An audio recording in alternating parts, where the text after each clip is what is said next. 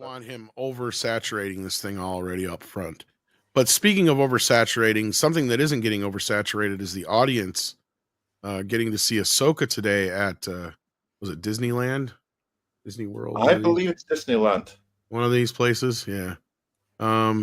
So yeah, here's a look at the huge audience they had at their premiere today or yesterday.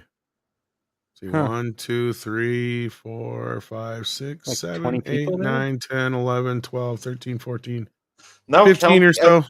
Count the empty chairs that you can see. I don't want to. It'll take me too long. But then Six also sent a few more images of the event. I said, well, at least her images made it look a little better than this did, but still not a lot of people. This gives us an actual better idea of how many people showed up. Did that get bigger on the screen there?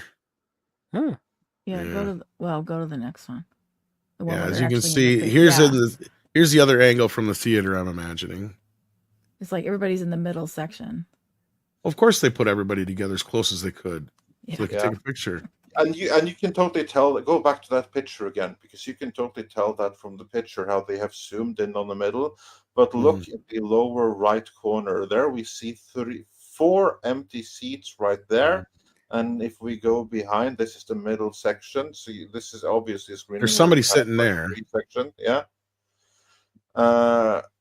And that whole behind as a right section is empty.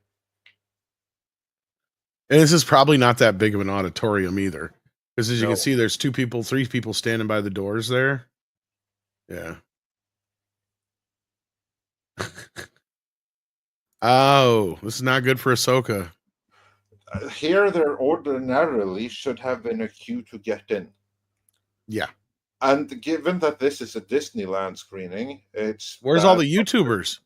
That's what I mean. It's bad not just for Ahsoka. It's bad for Disneyland. Well, and the reviews have been so. What did one of them We have say? a compilation of them right here. Actually, give me a moment, and I shall find them and put them on screen. Because one of them that I read said off to a good start, and I thought, wow, if that isn't, I mean, if you're a shill, you're a paid shill for Hollywood, and that's your best offering from something from Disney. I was like, wow, this show is really gonna suck. I think it's getting to a point where they don't have anything to really bargain with anymore. That used to be the case. Is they'll be like, well, if you say that Black Panther or Black Widow or whatever's a triumph, well, then you get free tickets to the next Star Wars movie, or you get free tickets to the next Marvel movie. What incentive is there anymore? Like, that's the thing, I think. Well, you can threaten to withhold access to the Marvels. That's what I just said. And again, what is there as far as an incentive here? Okay, go ahead. But yeah, let's look at this story coming from comicbookmovie.com, because Ahsoka isn't out on Disney Plus for everyone to see until next week, I think.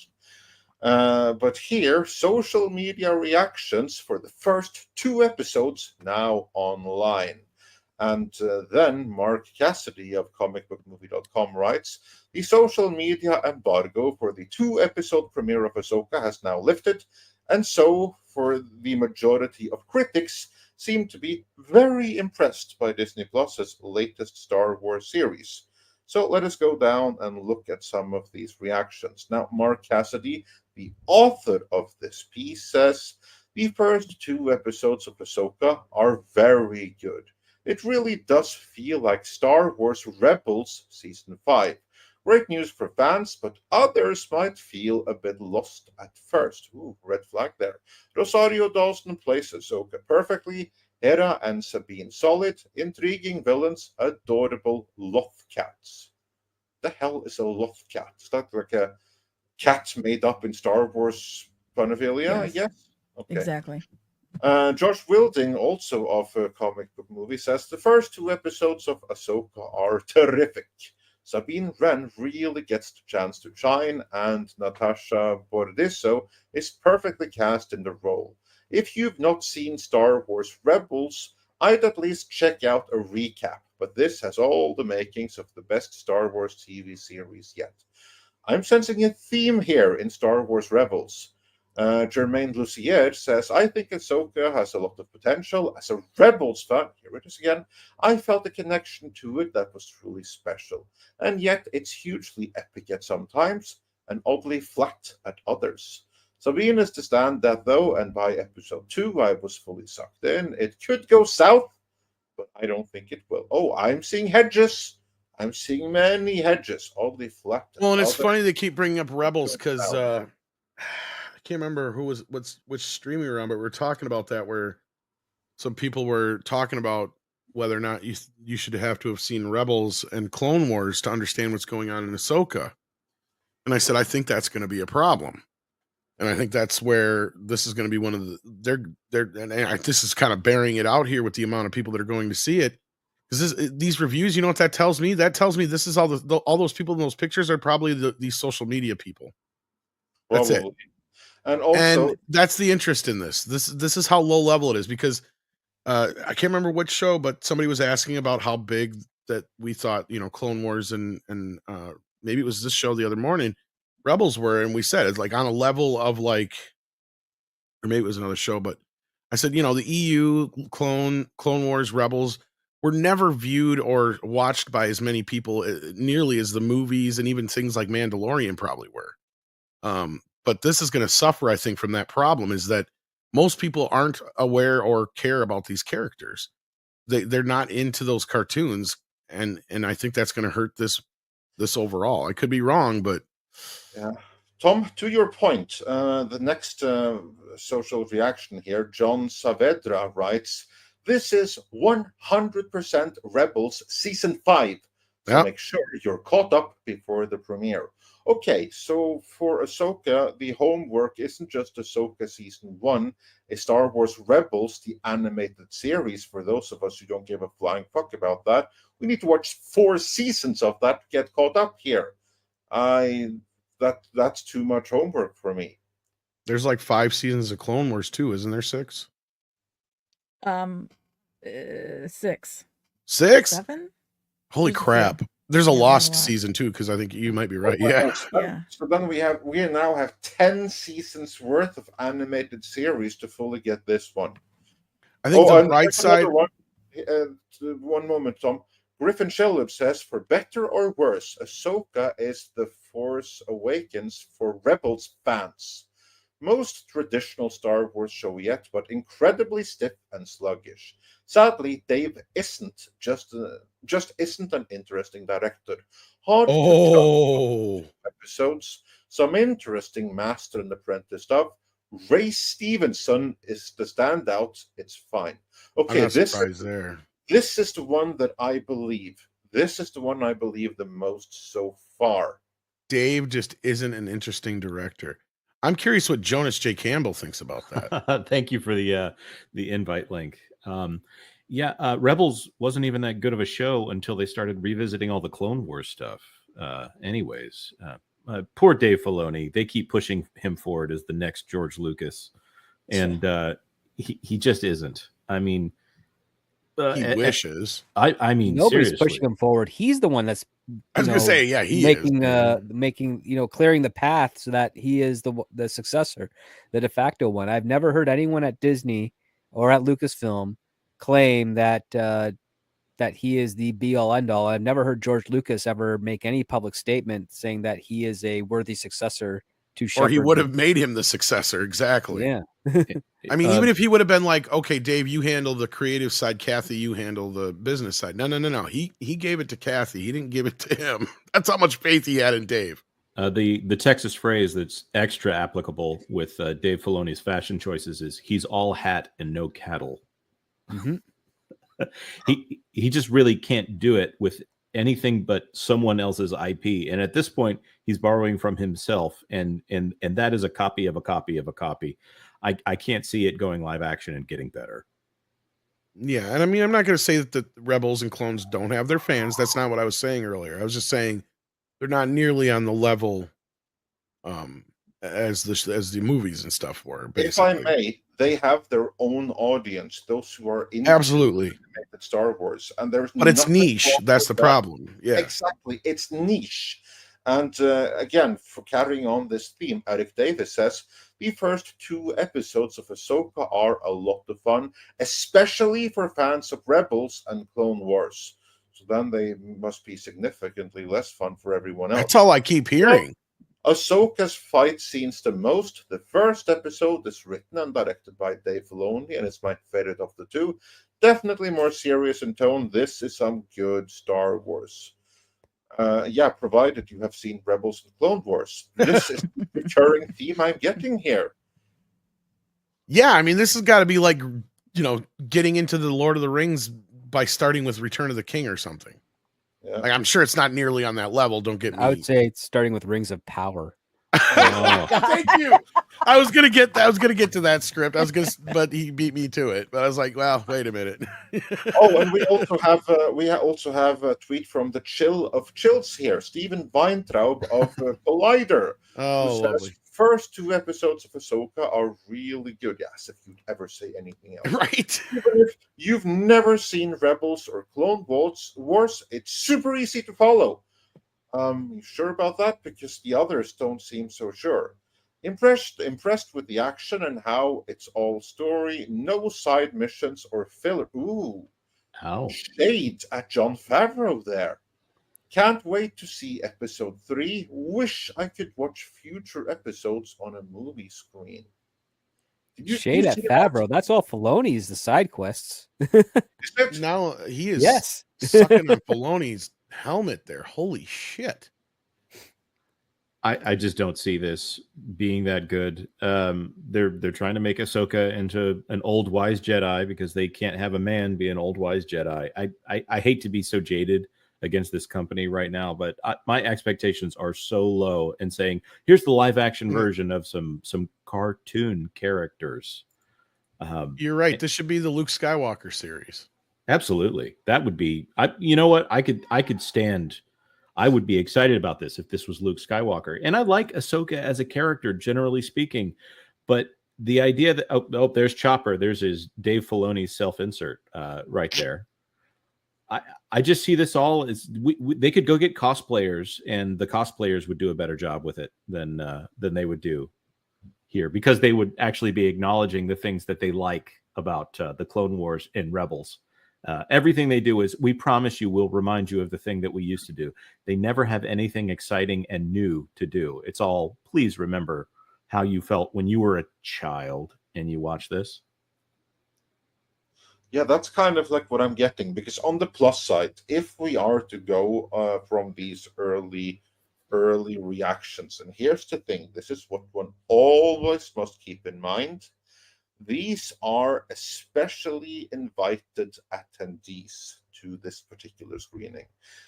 These are the journalists and various other bloggers and reviewers and pundits that Disney trusted to invite, because they trusted that they were going to give favorable reactions. And those that they didn't trust to give a favorable reaction are not there. Now, granted, no one is saying that this is bad. The worst thing we're hearing is that Filoni is overrated. So if we are to trust this, then maybe the series is pretty decent, and that's cool. But what I think stands out the most here is recurring theme. This is Rebels Season 5. And if you haven't seen the first 4 seasons, you're going to need some catching. Like, you're going to have a hard time following this, because some people say, oh, it's super easy to follow if you haven't seen it, says the people that have seen it. I would like to hear that from someone who hasn't seen Rebels or Clone Wars or whatever the hell it is. I'll trust it more when someone says, I've never seen the animated stuff, I had no trouble following it. Then fine, if they're able to find a way to do that, where they make those seasons canon to the series and make it the official season 5, but they do it in such a way that even for those of us who are never going to sit through animated Star Wars can still follow this, then they might have a winner on their hands. But based on these reactions, it doesn't seem to me that they pulled it off. I hope they did. I want them to do it, because this is kind of like the last leg of Star Wars right now. Because what do we have after this? We have some movies that are announced, which are going to feature some very notable characters from Timothy Zahn, and that's pretty much it. There's nothing else beyond this. Yeah. So Have there this been has- any mentions of Thrawn in this? Because I'd no, say there's no some. mention of it. So probably he's not in the first 2 episodes. I hope he doesn't look like he's just blue Elon Musk like he does in the trailers, because that's probably going to create a difficulty for audiences if he just looks like a cartoon character. That when you have a a vibrant blue person, I hope that in Star Wars that makes sense. Like you said, Andre, we want it to be good, but at the same time, it's almost like if it's bad, just get this over with. Supposedly right now, and I'm not saying I don't want to push Pro's scoop as if it is what is definitely happening while I'm on someone else's channel. Supposedly right now, Kathleen Kennedy is in negotiations for the end of her contract, of course. And I also don't want to speak bad of Pro, but eventually all of the rumors that Kathleen Kennedy is leaving Lucasfilm will be true, just as time continues on. Eventually she'll leave. Yeah. I don't know that if this hits, I don't know how this affects that. If this fizzles out, I also don't know how this affects that. I just don't see this as a company that has anything hopeful going on for it right now. And I think that is one of the essential aspects of Star Wars. There needs to be the potential of something great on the horizon. Honestly, that's where I'm at with this whole thing, Jonas. Is like, I don't give a shit if she's gone. What else is there left? Honestly, it's better for me if she stays. I wouldn't mind buying a house someday. Yes. And there was a great video from Gary from Nerdrotic talking about how all these ad dollars from TV in the middle of the strike, all these ad dollars are shifting back over to YouTube as that goes on. That's a great environment for people who have pop culture commentary channels and entertainment business and they're getting scared of us. They are definitely getting scared of us. I've seen a few articles that are talking about certain things. I just watched that Johnny Depp Amber Heard Netflix documentary. Guess who's the bad guy in that documentary? Is it Nick Rekieta? Well, he's one of the many. The YouTubers. It's the YouTubers' fault. That is such a bad move. It's all the YouTubers' fault. It's all social media's fault. We got it wrong. Everybody got it wrong. Amber was innocent this whole time, and Johnny beat the hell out of her. And it was just because they listened to a bunch of us. You know, it was. I couldn't believe. I was beside myself for 3 hours watching that piece of shit.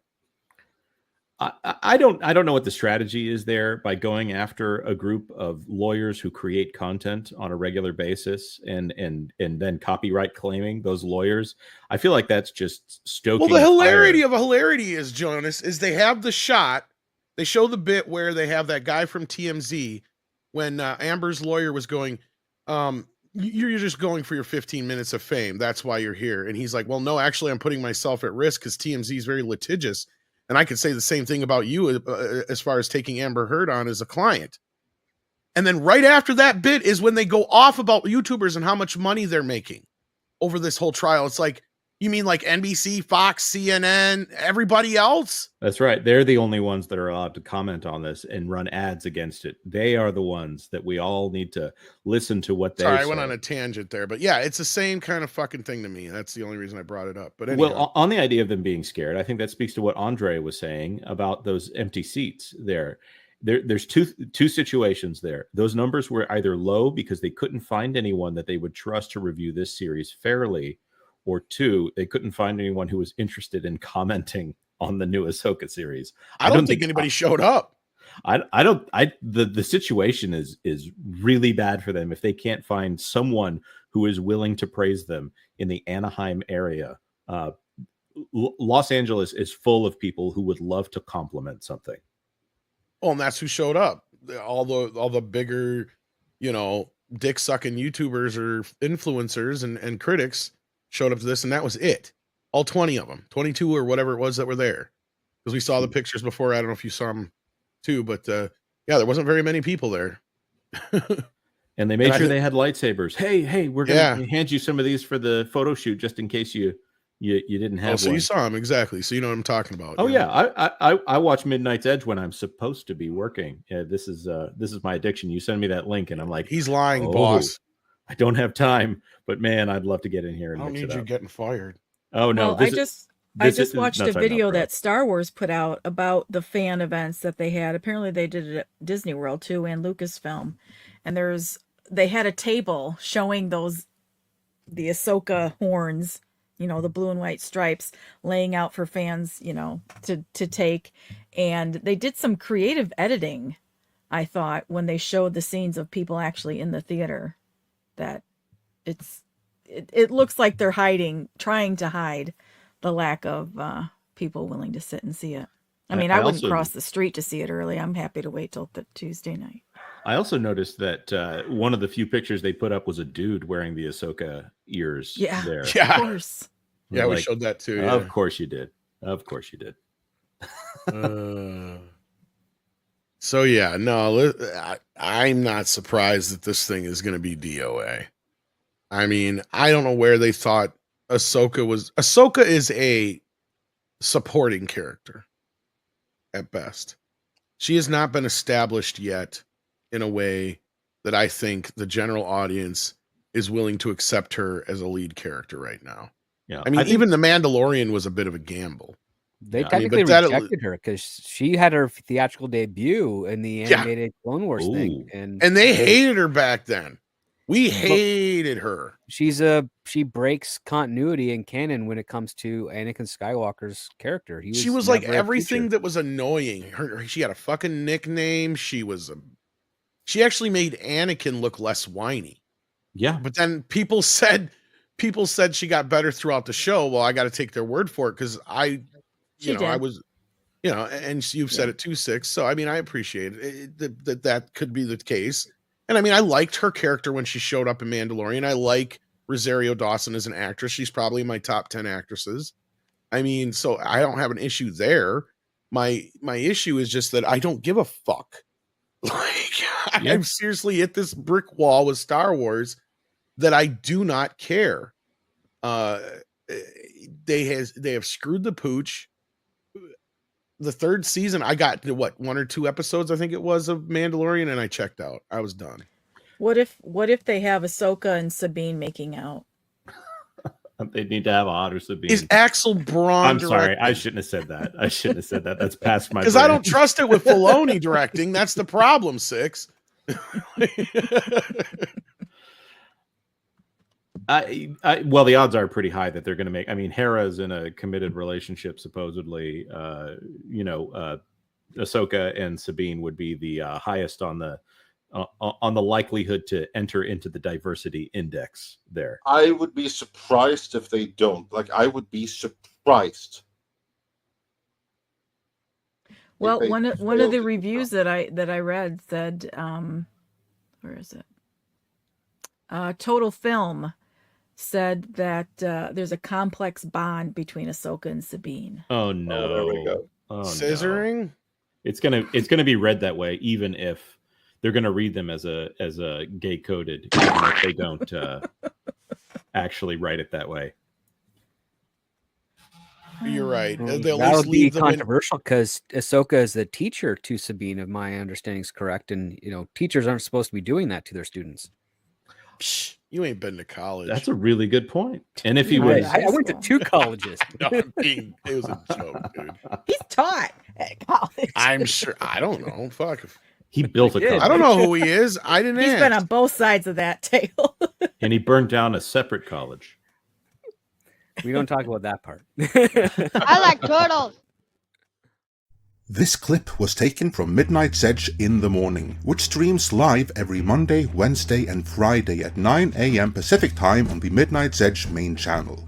There you can send in your live questions and comments before clips and full stream replays are uploaded to Midnight's Edge live archives. We are also on Twitter, Rumble, Odyssey and Facebook, so smash that like, help share, subscribe and join us.